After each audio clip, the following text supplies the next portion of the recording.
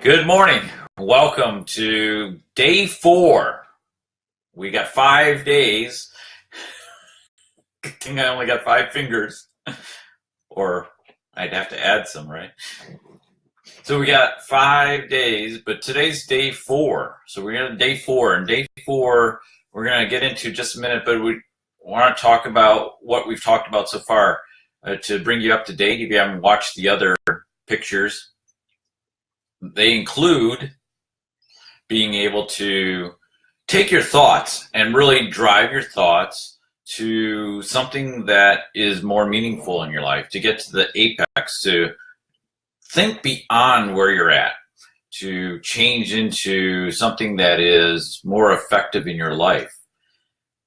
But it needs to be in line with the heart. The heart is really your goal getter. It wants to say, okay, this is my burning desire. This is what I want to do. Do you feel that? Do you feel that you really want to do something in your life? And there's something, or you want to change something in your life. You want to be more effective. You want to have a better relationship with someone. Leo Biscaglia, who has studied love quite effectively, mentioned this. Too often we underestimate the power of a touch, a smile, a kind word, a listening ear, an honest compliment, or the smallest act of caring, all of which have the potential to turn a life around. And that's what we talked between the heart and between yesterday, the intention of actually going out there and doing something of effort, of changing that or taking that first step to say, today I will make this change. Hello, Lisa. Good morning and happy birthday, Lisa. Oh, it's happy to celebrate your day with you. Glad you could join us in your limited amount of time, among all your birthday celebrations. I hope it's a great one for you, my dear friend. I truly really love the post that you've had a couple times today, and I mean over the last couple days about the celebrations you've done. The picture of you in the umbrella in the rain is just a fantastic photo of so much joy in your life, and that's just radiating through, and it just makes my heart all warm to see that joy come through you and what you're doing with the people around you, and helping to bring out that potential in your life and in people's lives. And I just want to say once again, happy birthday, and I hope today rocks it. And of course, you can see me in the background, this headless guy, see, oh, there he is. Yeah. Maybe it's too disturbing. We'll leave it like that. Okay. So leaders create the conditions to grow. That was a quote an inspiration point for me as I was going through this transformation here. Maybe I should change my chair so that it doesn't look like I'm like sitting sideways in something. But what do you do?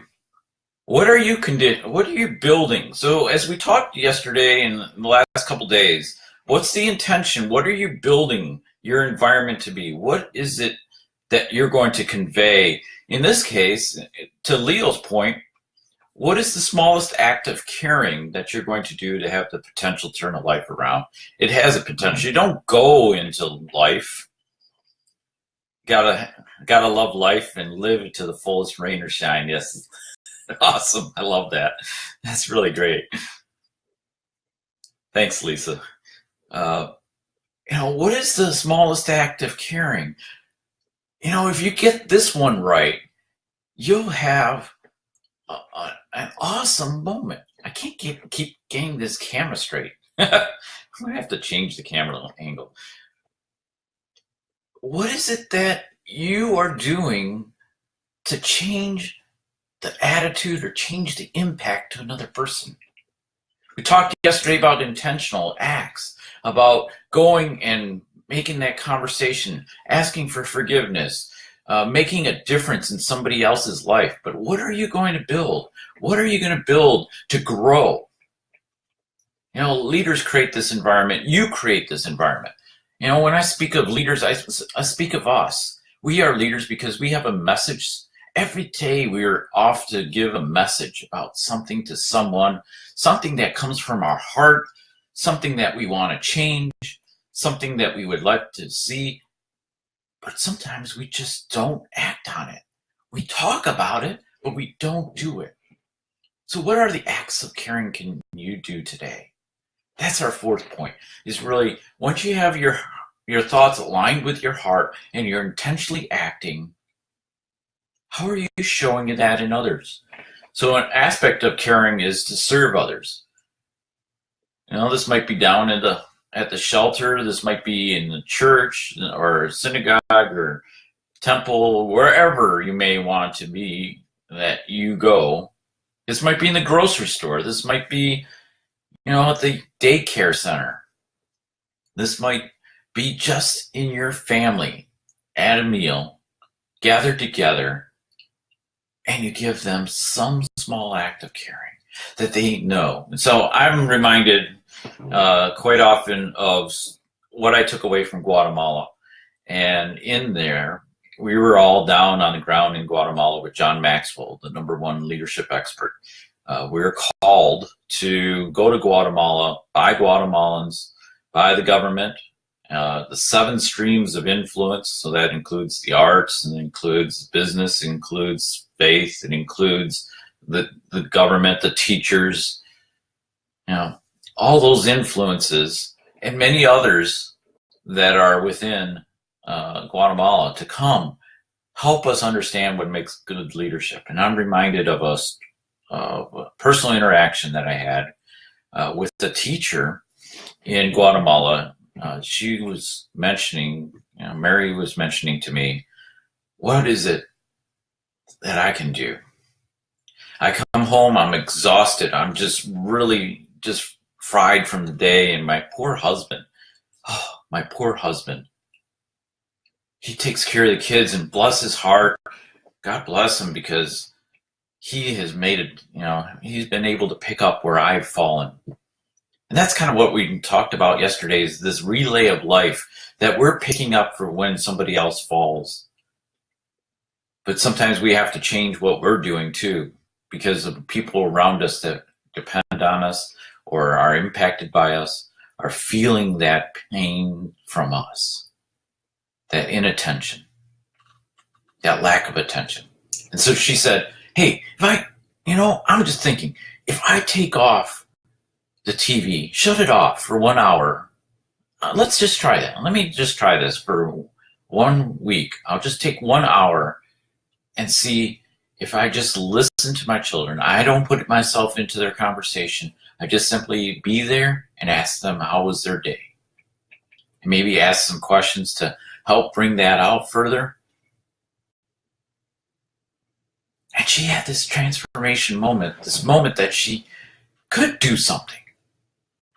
Even as tired as she is, it doesn't take much effort to sit down and create this condition to grow. Create this condition, this area for kids to know that their parents love them, that they're willing to listen to them, and then hug them and love them and give them a smile and say, I love you. Doesn't that warm the child's heart to know that the parent who is stressed, they know that person is stressed out all the time, to be able to make a change and change the dynamic and change the fact that, lo and behold, where it's high crime, where kids go to the street for someone from their peers to listen to them because they're not getting their parents to listen to them, to go and change. I'm not saying that she never listened to her children, but she recognized that that was a weakness. That was an area she could improve upon to get a closer tie with her children. So how do you take the time? Do you write a letter to your child, and tell them how much you care? I remember the old days, letter writing was big. Now we can just have text, and we lose something in that text, don't we? And then we say, here's a letter, here's a note, here's a post-it, I don't know, here's something that I took time to express my feelings, and I want to read it to you. Yeah, just don't give them a note, right? Sit down with them and write with them. That's one of the first days in the day of 7 trials to help be intentional. What's the value you find in that other person? And what is the act that you're going to do to highlight it? Spend a couple hours with them. Hi, Jim. Welcome. Glad you can make it. We're talking about this 4th part of Thick. Leaders, and I feel we're all leaders because we all have, in some ways, a follower. Sometimes we don't recognize them, but today we're talking about caring and intentional acts of caring. So yesterday we talked about intention, and those intentions come out of the thoughts that are linked to the heart, to the heart's desire, to the heart's burning, all-encompassing passion, obsession. So how can you sit down, spend a moment with your child, or with another family friend, another family member, another friend, write a letter? It doesn't have to be long, but encapsulate what that person means to you. Spend a little time with them and share that at the end. Make it about them. That's how you can care. If you do this right, if you go and spend time with another, if you spend time with another, what do you feel like? What do you feel like? Yeah, I gave the quick picture, Lisa and myself on a trip. But she's a good friend. And if I don't spend time with her and tell her how much she means to me, it's lost. We go on our day and, we don't connect. So how can we create the conditions? How can we create the conditions to grow? How can we spend time? What do you do in your day that you could carve out 15 minutes, half hour, an hour, and just make it about that other person? Maybe there's somebody, a sister of a friend, or a daughter or whatever, that you're kind of the aunt, or you're the uncle, and you haven't spent any time with that person. You used to spend time with that person. Maybe it's time to call them up and say, hey, we haven't spent any time together. I still value you. So today, let's think about, what is it, that one act, that small act, smiles a light in your window that tells others that there is caring, sharing person inside. Dennis Waitley. Care about people, about things, about life is an act of maturity. It's more than that. It's the fact that you see value in somebody. You're creating the condition for that person to grow, to realize that there are people who care. Maybe they haven't heard very much. Maybe they haven't heard much about who they are and how much they're valued. Maybe it's their darkest moment, and you just reach out because, hey, I was just thinking about you, and I wanted to say hi. I just called to say I love you. Wouldn't that be a great call to have in your darkest moment? In the moment that is some teenagers, some youth who fear there's nothing ahead for them, go and take their life because they didn't get that call. They didn't get that moment to say, I love you, or this is how I value you. I see value in you. This is what the potential is, what you have to offer to the world. People will care, and people will come alongside you. You're already around. You just have to open up your eyes and be aware of it. Connect with them today. Thank you, Lisa. I know it's your birthday, and I'm thankful for all the comments you made here, pulling out little pearls of wisdom. Thank you so much. So today, we're talking about caring. Spend a moment, to show that caring. Without a sense of caring, there can be no sense of community. I found another quote was, the best general is because shows that he cares about all the troops. So, success comes from the fact that we come as community. We're going to talk more tomorrow in part 5. Part 5, we'll talk about what's this look like in the kinship. So if you align your thoughts with your heart and intentionally act upon those thoughts that come from the heart, and you show caring to others, and maybe their darkest moment, maybe their highest high, celebrate with them. Make this a beautiful day. Make this an outstanding, significant day. My favorite line that I learned from, or thought from my trip again from Guatemala as we were preparing to go out, was to talk through what it means to have a happy new day, to let everything else go that we've been bringing up. Today's a new start. And I added significant to it because you can just have a happy new day. You can just go through life and say, oh, this is a happy new day. But if you add significance to it, if you add this act of caring to it, it can become significant. It can change a life. It can change a community. It can change a world. 4 years later, something that I think that we did, I can't prove it, but when you touch 20,000 lives in Guatemala in a couple days, and then you go forward and they go forward and they interact, and there's over 250,000 people that have been touched, plus on the periphery, those people that haven't gone through the program but have been touched because those people that have gone and changed their lives. Could be 1 million people.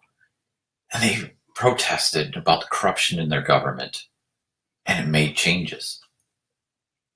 I can't prove any of that. All I can say is there's certain ripples that happen in your life that you don't know what will come out of it. But when you say, I love you, or I care about you, I value you, and it can be to the people in your family, it can be to people at work. Instead of judging people at work, perhaps you can simply say, I care about you, I value you. Let's see how we can build a better condition to grow. Let's see if we can make this a better world, a better team, better workplace. And maybe, just maybe, you can say it to a stranger. Hi, how you doing today? I'm glad I get to meet you.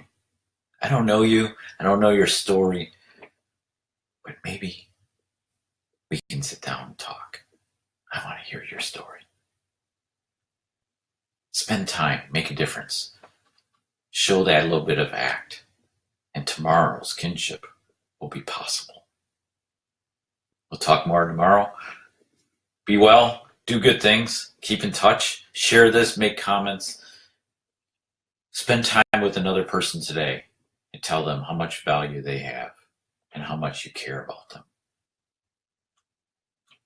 This is Joe Dutkiewicz, and I'm the founder of Crayon Leadership, bringing color and energy to this conversation, filling in the picture so that you can have a vivid picture and vivid energy to take through your day to make it a better one. Look, we got a retreat coming up soon. More details are coming. How to break through, how to make this and transform yourself. You're holding on to something. I know you're holding on to something. Let's work on it together. Make it a better day, a better significant day, a happy new significant day. Bye now. Take care.